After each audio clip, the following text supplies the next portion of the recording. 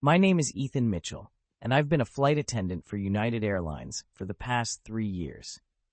At 26, I love my job, the travel, the people, and yes, even the occasional turbulence. But I never expected my life to change dramatically at 35,000 feet. It started on a regular flight from New York to Los Angeles. I was doing my pre-flight checks when I first saw him, Captain Alexander Alex Reynolds. He was tall, probably around 6'2", with salt and pepper hair that made him look distinguished rather than old. At 42, he carried himself with the quiet confidence that comes from years of experience in the cockpit. "Good morning," he said, his voice deep and warm. "You must be new to this route." I nodded, trying to maintain my professional composure despite the flutter in my stomach. "Yes, Captain. Just transferred from the Chicago routes." "Welcome aboard, then," he smiled, and I noticed the slight crinkles around his blue eyes. "Looking forward to working with you." Throughout the flight, I found myself making extra trips to the cockpit, ostensibly to check if the pilots needed anything. Each time, Alex would give me that warm smile that made my heart race. During one such visit, we hit some turbulence, and I stumbled slightly. His hand shot out to steady me, strong and sure. "Careful there," he said softly, his hand lingering on my arm a moment longer than necessary. During our layover in Los Angeles, the crew usually went their separate ways, but Alex surprised me by asking if I wanted to grab dinner. "I know a great little place near the hotel," he said. "Unless you have other plans?" I didn't, and even if I had, I would have canceled them. The restaurant was a cozy Italian place, tucked away from the tourist spots.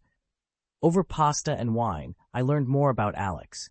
He'd been flying for 20 years, was divorced, his ex-wife had struggled with his irregular schedule, and had a daughter in college. "What about you?" he asked, his eyes focused intently on me. "Anyone special waiting at home?" I shook my head. "No, not for a while now. It's hard to maintain a relationship with our schedule." "It is," he agreed, then added more quietly, "especially when you're not exactly out at work." My heart skipped a beat. Was he saying what I thought he was saying? "I understand that completely," I replied carefully, meeting his gaze. The air between us seemed to crackle with unspoken understanding. After dinner, we walked back to the hotel together, our shoulders occasionally brushing. Outside my room, we paused. "Thank you for dinner," I said, suddenly feeling shy. "Thank you for the company," he responded. Then, after a moment's hesitation, he added, "Would you like to come in for a nightcap? My room has a mini bar." I knew accepting his invitation would change everything, but I couldn't resist.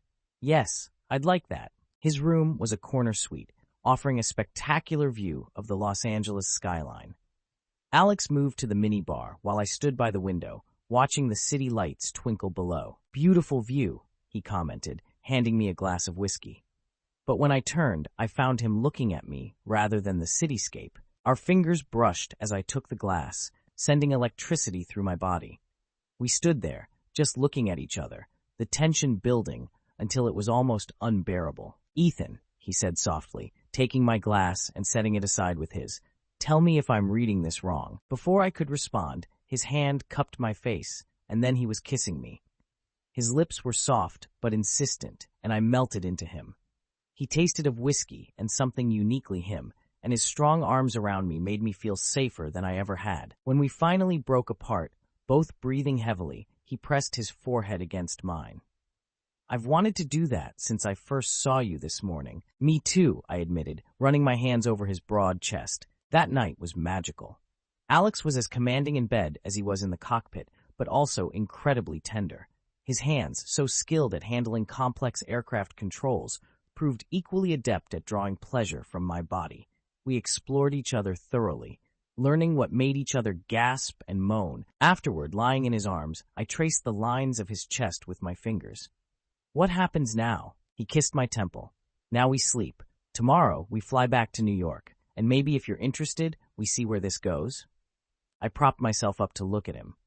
"What about work? The airline has anti-discrimination policies," he finished. "But I understand if you want to keep this private. We'll need to be professional at work anyway." I nodded, settling back against his chest. "I'd like to see where this goes." The next morning, we maintained our professional distance at work, though his fingers brushed mine when he handed me his empty coffee cup during the flight. Only the knowing glances we shared gave any hint of our connection. Over the next few months, we fell into a rhythm. We were often scheduled on the same routes, something I suspected wasn't entirely coincidental, given Alex's seniority and influence with scheduling. During layovers, we'd explore different cities together, finding hidden gems in each one. In Chicago, he took me to a jazz club he'd discovered years ago. In Miami, we walked along the beach at sunset. In Seattle, we hiked in the nearby mountains. But it was our New York layovers I loved most. Alex kept an apartment in Manhattan, and on those nights, we could truly be ourselves. We'd cook dinner together in his well-equipped kitchen, share stories about our days, and fall asleep in each other's arms. One particularly memorable evening, after a challenging flight with severe turbulence, Alex showed up at my hotel room, looking troubled. "What's wrong?" I asked, pulling him inside. He paced the room for a moment before stopping in front of me. "Today, when we hit that rough patch, all I could think about was you back in the cabin. I've never been distracted like that before." "I'm fine," I assured him, reaching for his hand. "You got us through it perfectly." "That's not the point," he said, squeezing my hand. "I've always prided myself on my focus in the cockpit, but now—" He pulled me close. "You've become so important to me, Ethan. Sometimes it scares me how much." I understood his conflict. As a pilot, his first responsibility was to his passengers' safety. As a man, his heart was pulling him in a different direction. "We can stop," I offered, though the words hurt to say. "If this is too complicated—" "No," he said firmly, cupping my face. "That's the last thing I want.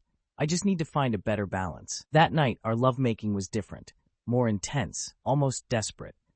Alex seemed determined to memorize every inch of my body with his hands and lips. I surrendered completely to his touch, letting him take control, as he so often did. As weeks turned into months, we became more comfortable with our arrangement.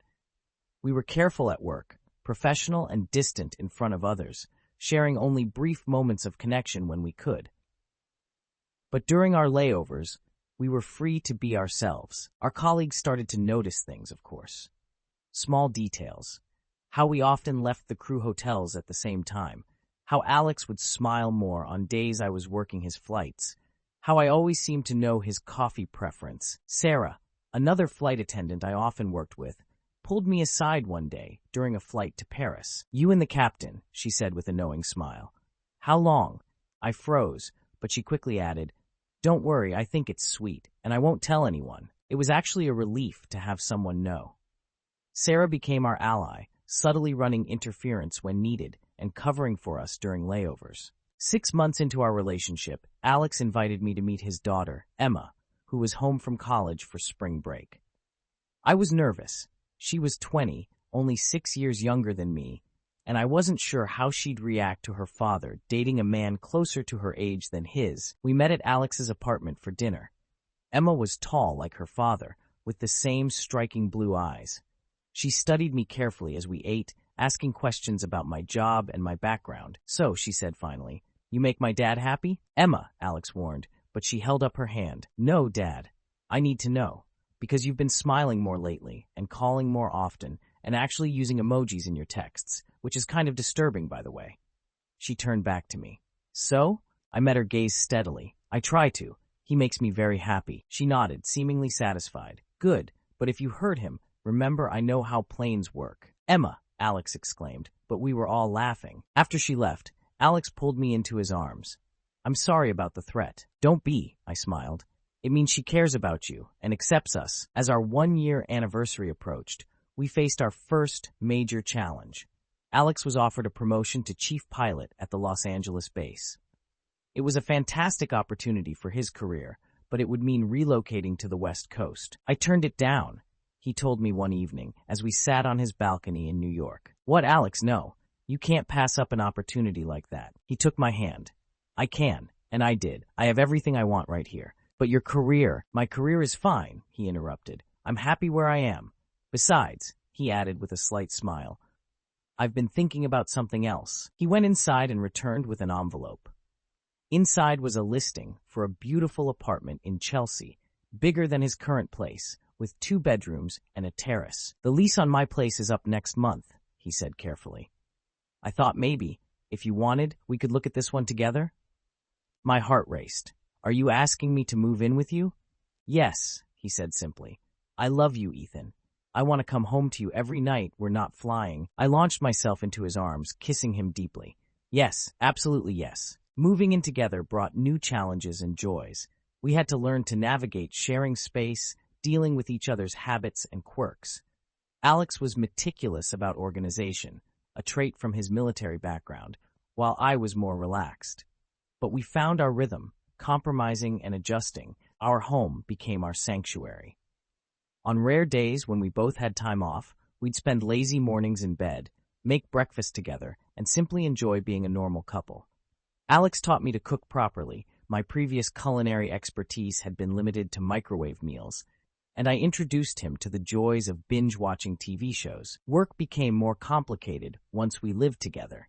We had to be even more careful about maintaining professional boundaries, especially since rumors about us had started circulating among the crew.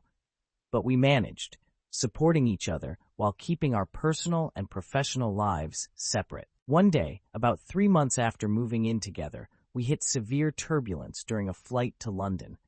It was bad enough that several passengers were injured despite the seatbelt signs being on. I was thrown against the galley wall, bruising my ribs. When we finally landed at Heathrow, Alex was professional as he checked on the injured passengers and crew, but I could see the worry in his eyes when he looked at me. In our hotel room later, his hands trembled as he helped me apply ice to my bruised side. I heard you hit the wall, he said quietly. I wanted to come check on you immediately, but you had to land the plane, I finished. You did exactly what you needed to do. He kissed me gently. Sometimes I hate having to choose between being a good pilot and being a good partner. You're excellent at both, I assured him, wincing slightly as I shifted position. That's one of the many reasons I love you. It was the first time I'd said those words to him, though I'd felt them for months.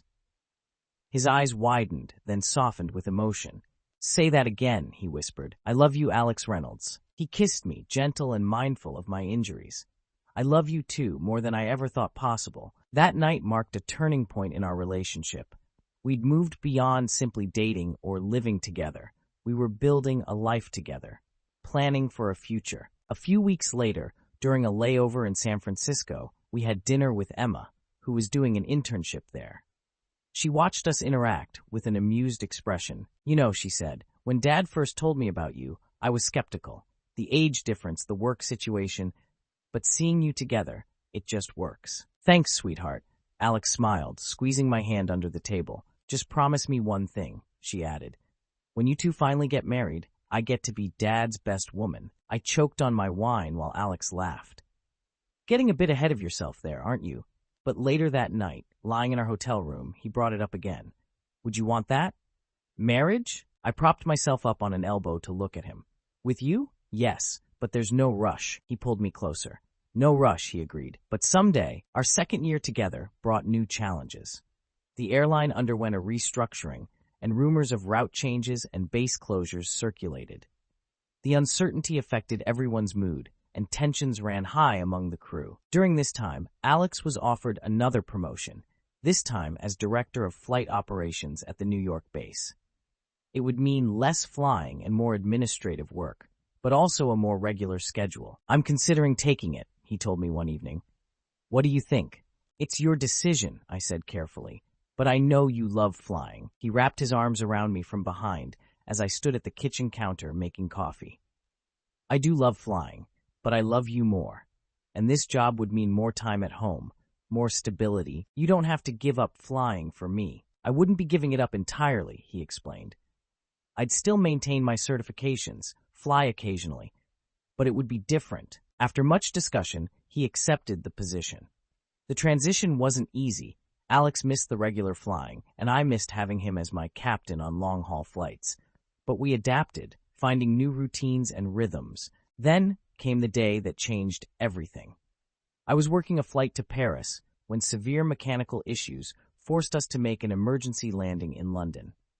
Throughout the crisis, I maintained my professional composure, helping to keep passengers calm and following all emergency procedures. After we landed safely, the incident made headlines.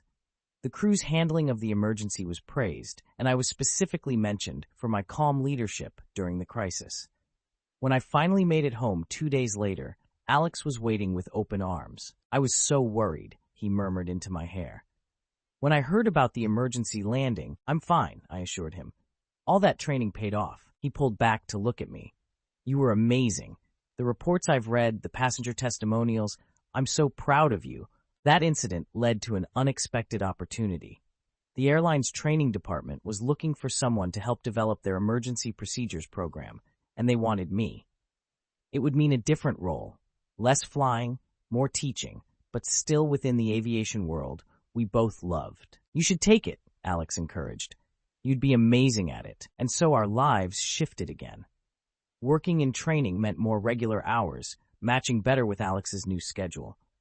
We could have dinner together most nights, plan weekends away, live something closer to a normal life. One evening, about 3 years after we first met, Alex suggested a walk through Central Park.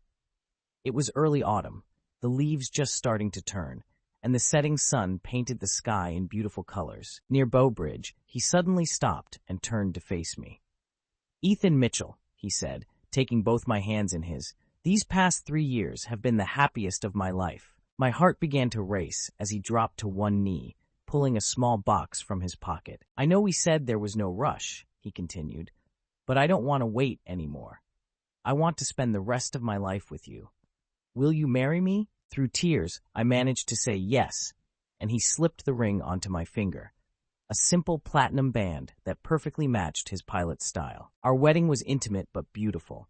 As promised, Emma stood as Alex's best woman, beaming with pride. Sarah, who'd kept our secret in those early days, was my best person. We exchanged vows overlooking the Hudson River, surrounded by our closest friends and family. During his vows, Alex said something that perfectly captured our journey. Like any good flight, our love has had its turbulence and smooth sailing, its takeoffs and landings. But with you as my co-pilot in life, every day is a new adventure I can't wait to experience. Looking back now, that chance meeting on a routine flight changed both our lives in ways we could never have imagined. We've built a life that balances our love of aviation with our love for each other. Alex still occasionally flies as a check airman, while I split my time between training new flight attendants and working select flights to stay current. Our home has become a blend of both our worlds. Model airplanes share space with modern art, and our terrace offers a perfect view of planes approaching JFK. We host regular dinner parties for our airline family, no longer needing to hide our relationship. Emma, now finished with college and working as an aerospace engineer, visits often.